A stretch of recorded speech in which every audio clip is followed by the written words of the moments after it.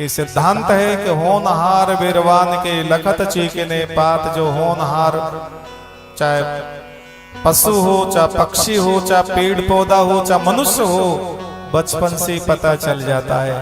पूत के पालने में ही पता चल जाता कि अच्छा होगा या बुरा होगा, कैसा स्वभाव का होता है, माता पिता पहले अनुमान लगा लेते हैं।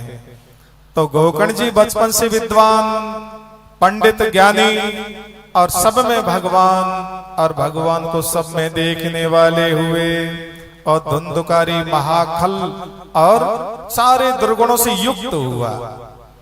धीरे धीरे जब सयाना हुआ, आंगन में खेलने लगा, बच्चों के साथ बाहर जाने लगा, तो क्या करता धुंधकारी कि छोटे छोटे बच्चों को बेला फुसला के ले जाता है और जंगल में ले जाके कुआं बावड़ी में धक्का देके डाल के चला आता है। तो पूरे उत्तम नगर में घर घर दुखद वातावरण जब बढ़ा, तो सभी अपने दुखों को सुनाने के लिए और आत्मदेव के पास आए। अब आत्मदेव की आज हृदय की आंख खुली, देखी चर्म चक्षु संसार को देखते हैं, और ज्ञान चक्षु जब खुलते हैं हृदय में, तब भगवान की याद आती है। अभेद दर्शनम, ज्ञान की प्राप्ति होती है। अब संत के वचन याद आए कि सुख तो भगवान के भजन में है। ऐसे नालायक, ऐसे दुष्ट आत्मा बालक से निपुत्र ही ठीक था। ऐसा विचार करके चिंतन करते हुए आत्मदेव जी घर के आंगन के कोने में बैठ करके दुखी होने लगे। उस समय परम भागवत गोकर्ण जी महाराज आए और पिता को बेचैन उदास दे करके, और उन्होंने गोकर्ण गीता के द्वारा उनको वैराग्य कराया। देहे स्तिमां सुरुधिरे अवित्यजम्, देहे स्तिमां सुरुधिरे अभिमतिं त्यजत्वं, जाया सुतादिषु सदा ममतां विमुञ्च। पश्यानिशं जगदिदं क्षणभङ्गनिष्ठं, वैराग्य राग रसिको भव भक्तिनिष्ठः। पिताजी, ये शरीर दिख रहा है, ये 5 भूतों का संगात है। पृथ्वी, जल, तेज, वायु, आकाश का बना हुआ पुतला है। 7 धातुओं से आवृत है, हड्डियों से ये ढका हुआ है, और ये चलता फिरता ये सुख दुख भोगने का आयतन घर है। इसमें जीव रूपी यात्री आकर के पूर्व जन्म के किए हुए सुख दुख का अनुभव करता है। इसमें जो लगाव है, ममता है, आसक्ति है, इससे मन को हटा करके भगवान का भजन करिए। धर्मं भजस्व सततम त्यज लोक धर्मान्, धर्म का अनुसरण करिए और सांसारिक वासनाओं से मन को हटा करके भगवान के चिंतन में मन को लगाइए। चिंता को छोड़िए, चिंतन करिए। ये प्रवचन सुना और आत्मदेव को वैराग्य हुआ। 60 वर्ष की उम्र, आसक्ति कामना रहित होकर के वन में आए। श्रीमद् भागवत के 10वें स्कंद का पाठ करके कृष्ण का ध्यान करते करते उन्होंने भागवती गति को पा लिया। जीते जी इसी शरीर से वो धन्यता को प्राप्त हो गए और उन्होंने जीवन मुक्ति का आनंद लिया। तो कथा सारी व्यथाओं से मोड़ करके परमात्मा से जोड़ती है। प्रेतात्मा धुंधकारी ब्राह्मण कुल में पला पोसा, कर्म दर्शन विमुख होने के कारण वो मर करके महान प्रेत बना। 5-5 गणिकाओं को घर में रखा, तो गणिकाओं ने सोते हुए खाट में रस्सी से कस करके गला दबा के अग्नि भर भर के जला के समाप्त करके और धन को बटोर के ले गई और वो मर करके महान प्रेत बना।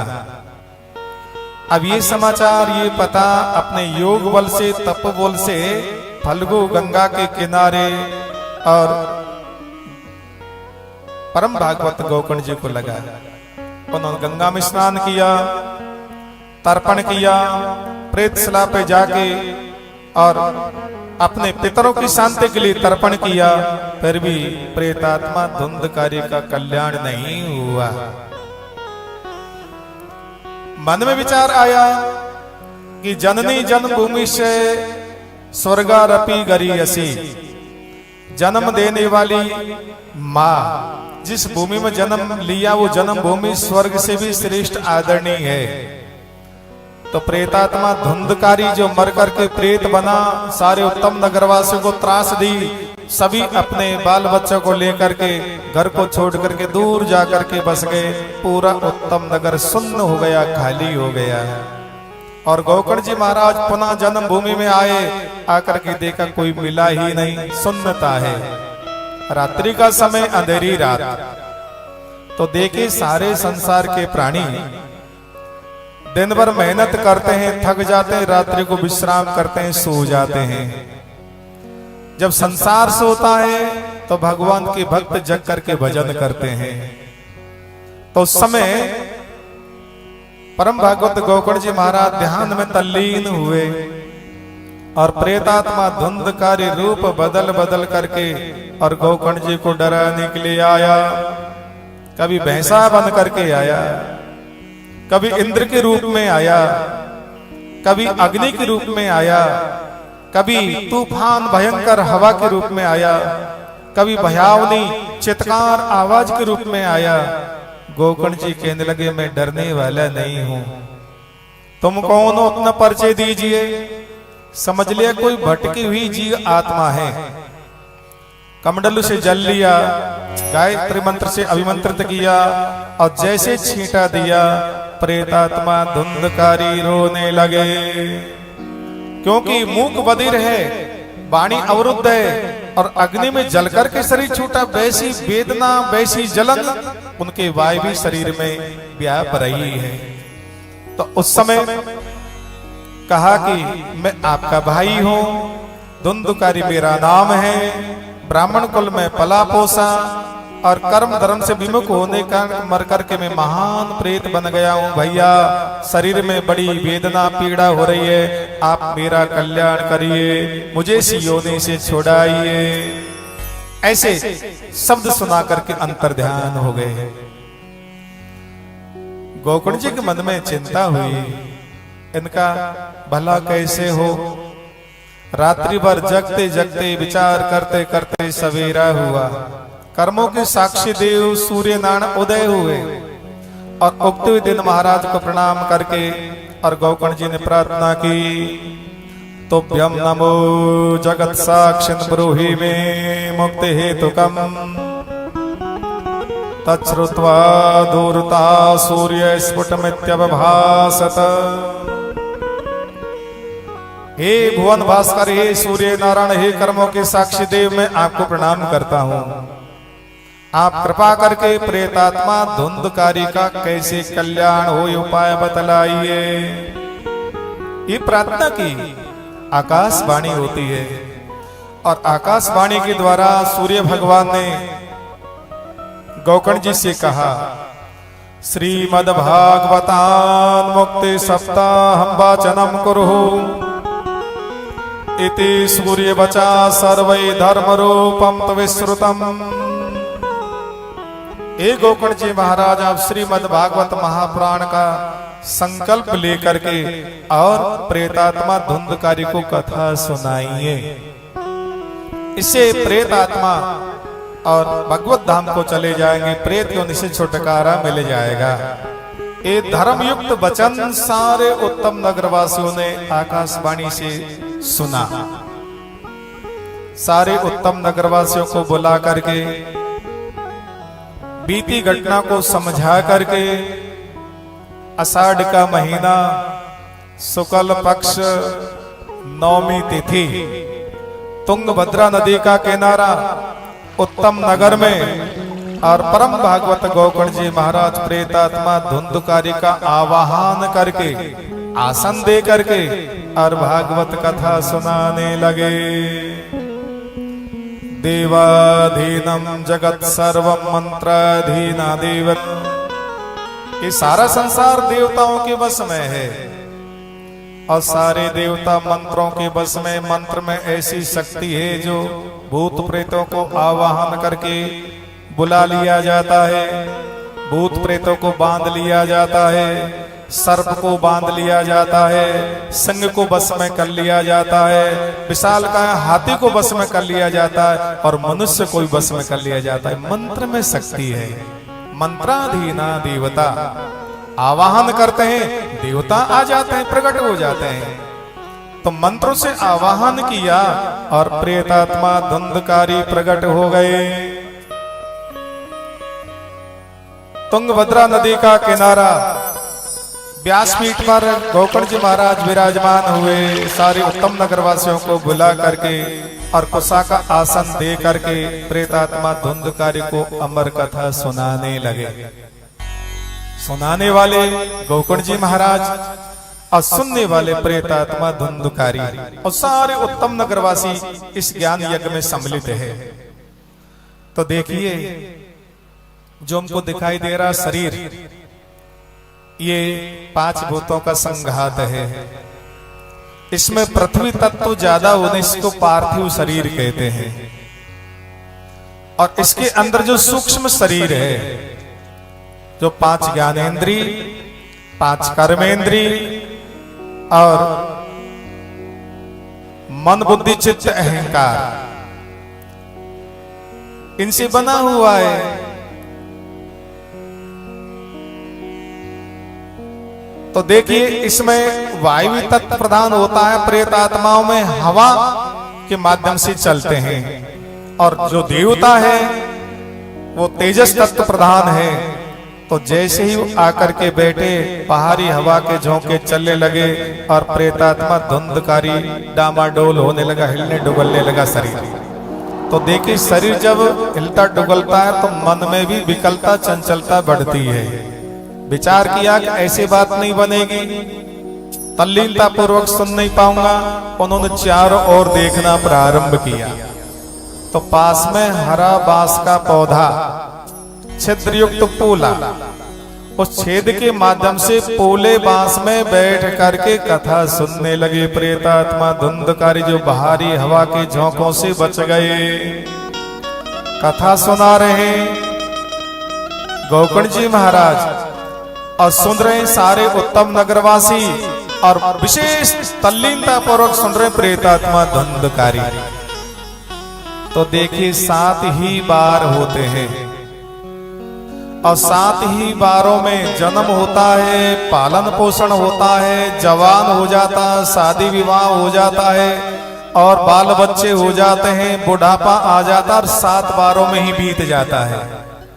8वां बार किसी के लिए नहीं आया कि 7 दिन का ही जीवन है, और संगीत के 7 ही स्वर है। और हमारे शरीर के अंदर अविद्या की 7 गांठ लगी हुई है, और जो हमको दिखाई दे रहा शरीर, इसकी 7 जोड़ है।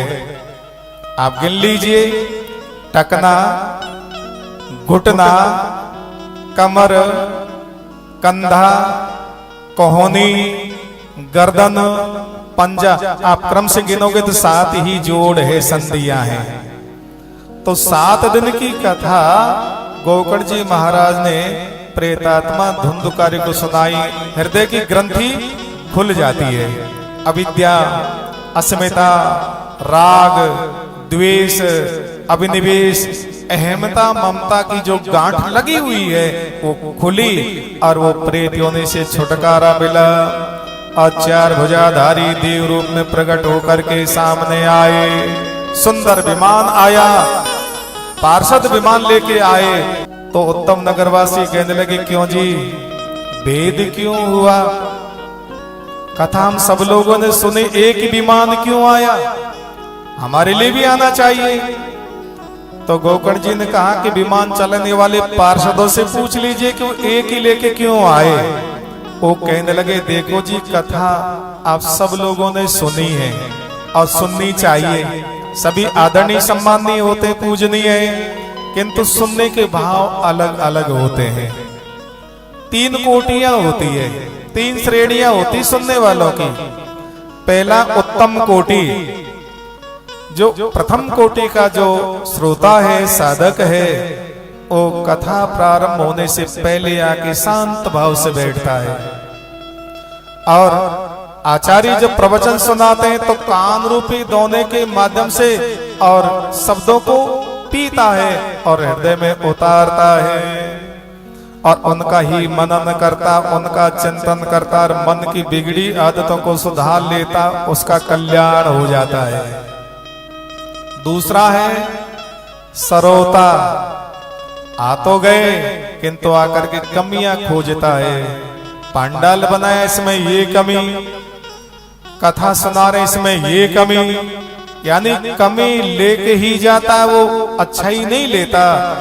और जो कथा में बैठ करके छिद्रारोपण करता है और कमी ढूंढता है तो वो कथा का अनादर होता है, पाप लगता है। और वो अनादर करने का पाप कितनी तीव्र गति से बढ़ता, जैसे चौमासे में झाड़ में घास बढ़ता, ऐसे पाप प्रबल बढ़ जाते हैं।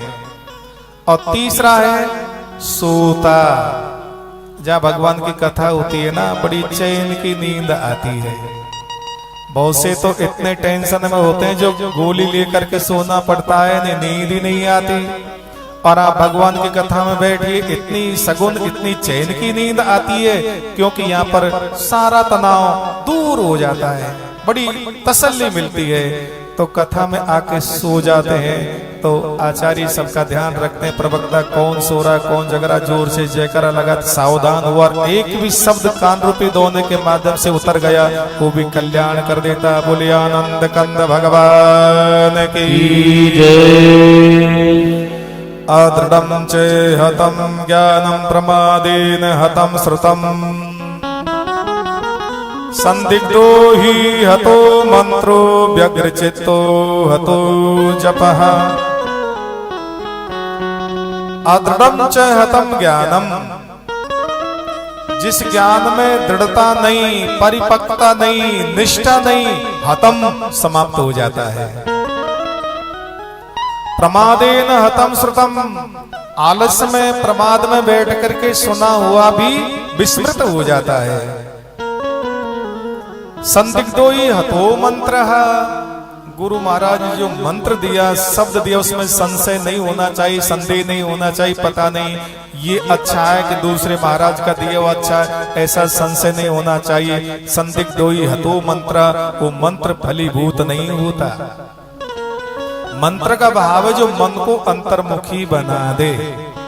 जो गुरु परंपरा से जो साधना मिली है उसमें ही सारा समावेश कर लेना चाहिए। शिव की उपासना है तो राम कृष्ण भी उसके अंदर है, और कृष्ण की उपासना है तो सारे उनके अंदर है, इनमें कोई अंतर नहीं। राम कृष्ण शिव एक ही रूप है, हरि हर एक ही रूप है। संदिग्धो ही हतो मंत्रा, तो मंत्र में कभी संशय नहीं करना चाहिए।